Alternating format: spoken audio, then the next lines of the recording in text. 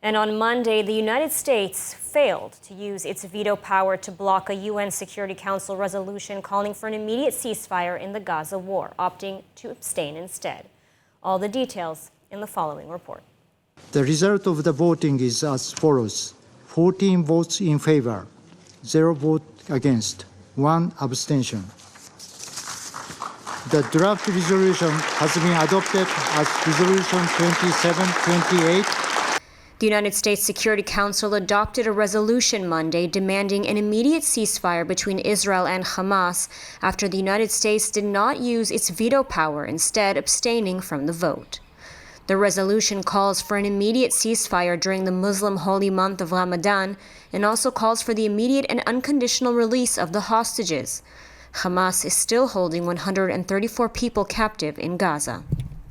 The resolution is the first that calls for an immediate ceasefire to have been passed by the Security Council.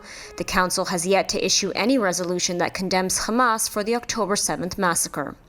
And it marks a shift in U.S. policy, which has to date used its veto power to block all resolutions with the term ceasefire. And just last week sought to pass a resolution of its own conditioning a ceasefire on the release of the hostages. We appreciated the willingness of members of this council to take some of our edits and improve on this resolution.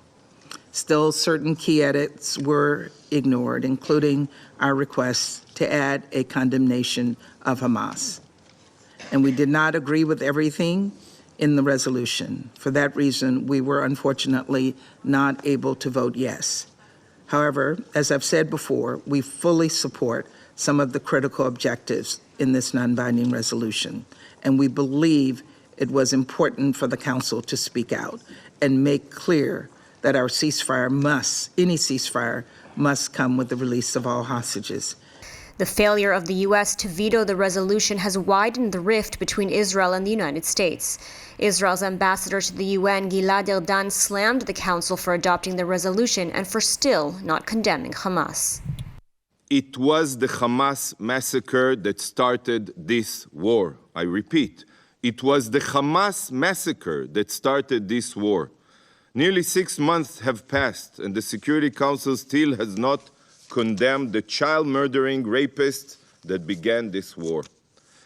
The resolution just voted upon makes it seem as if the war started by itself. Well, let me set the record straight. Israel did not start this war, nor did Israel want this war.